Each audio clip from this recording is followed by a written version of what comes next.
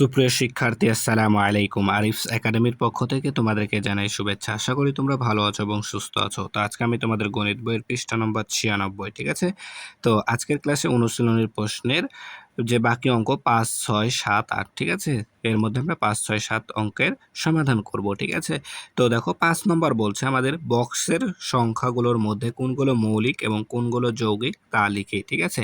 তো আমরা এখান থেকে যদি মৌলিক সংখ্যাগুলো বের করে ফেলতে পারি, তা আলাদা করে ফেলতে পারি, তাহলে কিন্তু যৌগিক সংখ্যাগুলো এমনি এমনি চলে আসবে, তাই না?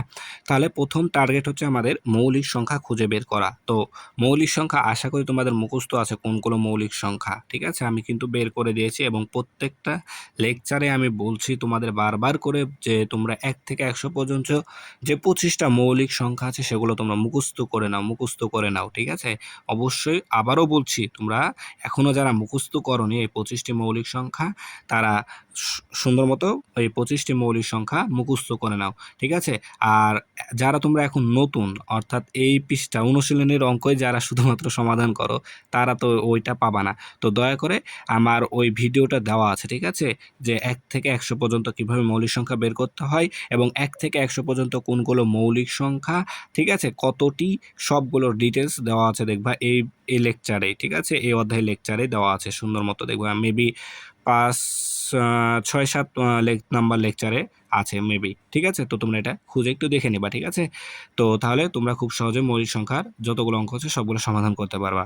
তাহলে আমাদের প্রথমে আমি বললাম কি যে আমাদের মেইন টার্গেট এখান থেকে যেগুলো মৌলিক সংখ্যা সেগুলোকে আলাদা করে নিতে হবে, ঠিক আছে? তাহলে দেখো এখানে আমাদের সংখ্যা আছে। তাহলে দেখো ২৪, ২৪ কি আমাদের মৌলিক সংখ্যা? না, আমাদের মৌলিক সংখ্যা হচ্ছে ৩১, ৩১, ঠিক আছে? ৩১, তারপরে দেখো এখানে ৩৯, ৩৯, তারপরে আমাদের এখানে ৪১, ঠিক আছে? তাহলে ৩১, ৩৯, ৪১, তারপরে হচ্ছে ৪৭, ৪৭, এরপরে হচ্ছে ৬১, ৬১, তারপর ৭৩, ৭৩, ৮৩, ৭৩, ৮৩, আর হচ্ছে লাস্ট ওয়ান ৯৭, ঠিক আছে? এই কয়টা হচ্ছে আমাদের এখানে মৌলিক সংখ্যা আমি এখানে দেখতে পাচ্ছি, ঠিক আছে? তো এখানে আমাদের ৩১, ৩৯, ৪১, ৪৭, ৬১, ৭৩, ৮৩, ৯৭, এই কয়টা হচ্ছে আমাদের মৌলিক সংখ্যা। তো এগুলোকে আমরা এখানে লিখবো, এই বক্সে লিখবো, ঠিক আছে? মৌলিক সংখ্যার বক্সে আমরা লিখে দেবো এখানে, ঠিক আছে? আচ্ছা, আর যে বাকিগুলো যেগুলো আছে, ঠিক আছে? মৌলিক সংখ্যা বাদে যেগুলো বাকি আছে সেগুলো সবগুলোকে আমাদের এগুলো হবে যৌগিক সংখ্যা, ঠিক আছে? তো আমি তোমাদেরকে এটা দেখাচ্ছি, ঠিক আছে? এটা আমি উত্তরটা একেবারে লিখে নিয়েছি। দেখো তোমরা এটা তুলবা এভাবে, ঠিক আছে?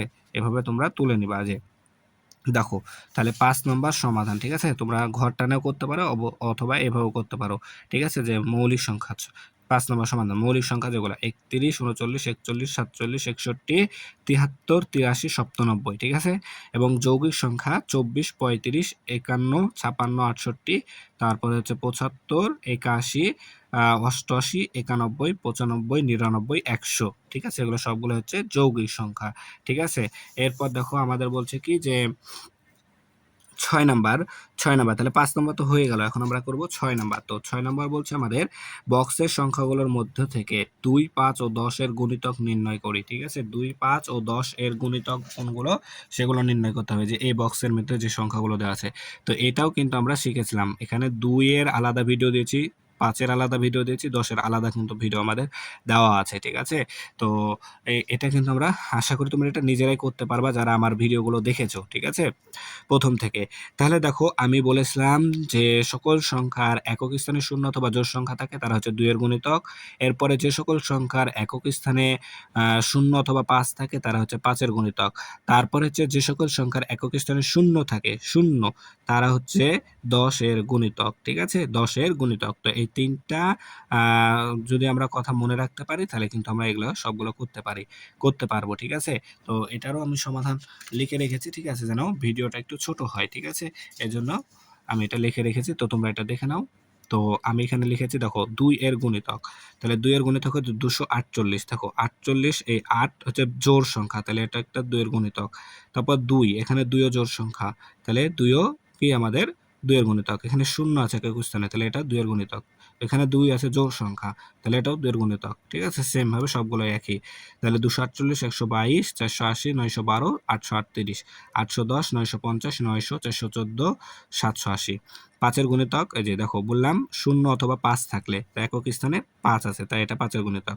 আবার এখানে দেখো 0 আছে তাই এটাও 5 এর গুণিতক। তাহলে 355, 515, 480, 555, 810, 950, 725, 900, 780, 945। ঠিক আছে। আচ্ছা, তারপরে 10 এর গুণিতক, তো আমি বললাম কি একক স্থানে 0 থাকলে, একক স্থানে 0 থাকলে সেটা 10 এর গুণিতক। তো দেখো এখানে একক স্থানে 0 আছে, 480, 810, 950, 900, 780। ঠিক আছে, তাহলে এগুলো হচ্ছে কি 10 এর গুণিতক। আশা করি তাহলে এটা তোমরা বুঝতে পারলা। তাহলে 6 নাম্বারটাও সমাধান হয়ে গেল। এরপর দেখো লাস্ট ওয়ান 7 নাম্বার, বলছে রাসেল তার জন্মদিন উপলক্ষে 24টি চকলেট কিনলো। ঠিক আছে, 24টি চকলেট কিনলো, সে তার কতজন বন্ধুকে চকলেটগুলো সমান ভাগে ভাগ করে দিতে পারবে।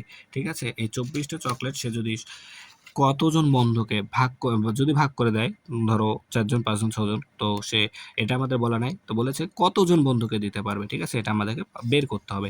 তাহলে দেখো এটা আমি এখানে সমাধান করে নিয়েছি। ঠিক আছে, তো প্রথম কথা হচ্ছে দেখো যে রাসেল 24টি চকোলেট 24 এর গুণনীয়কের সমান, 24 এর গুণনীয়কের সমান সংখ্যক বন্ধুদের মাঝে সমানভাবে ভাগ করে দিতে পারবে। ঠিক আছে, তাহলে 24টি চকোলেট 24 এর গুণনীয়কের সমান সংখ্যক বন্ধুদের মাঝে সমানভাবে ভাগ করে দিতে পারবে। তাহলে আমরা এখন গুণনীয়ক তো বের করা জানি, 24 এর গুণনীয়ক, তাহলে 24কে ভাঙতে হবে। তাহলে 24 একে 24, 12 দুগুণ 24, 3 আষ্টা 24, 4 6 24। ঠিক আছে, তাহলে 24 এর গুণনীয়ক আসছে কত, এই যে 1 2 3 4 6 8 12 24, 1 2 3 4 6 8 12 24। ঠিক আছে, তাহলে এই যে গুণনকগুলো পেলাম না, এতজন বন্ধুর মাঝে সমানভাবে ভাগ করে দিতে হবে।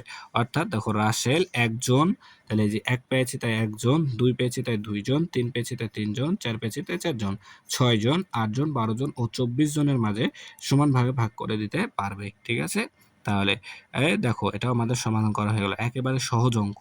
ঠিক আছে, তাহলে দেখো আমাদের এই অনুশীলনীটাই কিন্তু আজকে শেষ হয়ে গেল। ঠিক আছে, অর্থাৎ আমাদের এই যে 7 নম্বর অঙ্কের মাধ্যমে, ঠিক আছে, 7 নম্বর অঙ্কে শেষ করার মাধ্যমে আমাদের 6 অধ্যায় সম্পূর্ণটা শেষ করা হয়ে গেল। ঠিক আছে, তো আগামী পর্ব থেকে আমরা নতুন অধ্যায় সাধারণ ভগ্নাংশ শুরু করব। ঠিক আছে, তাহলে আচ্ছা, তোমরা যারা আমাদের চ্যানেলটি এখনো সাবস্ক্রাইব করোনি অবশ্যই সাবস্ক্রাইব করবা, তাহলে আমরা যে নতুন নতুন ভিডিওগুলো দেব অবশ্যই সবার আগে তোমাদের সামনে চলে যাবে। ঠিক আছে, তাহলে আজকে এ পর্যন্তই। ভিডিওটি ভালো লাগলে অবশ্যই লাইক কমেন্ট শেয়ার করতে ভুলবে না, এবং পরবর্তী ভিডিও সবার আগে পেতে আমাদের চ্যানেলটি সাবস্ক্রাইব করে রাখো। আল্লাহ হাফেজ, আসসালামু আলাইকুম ওয়া রাহমাতুল্লাহ।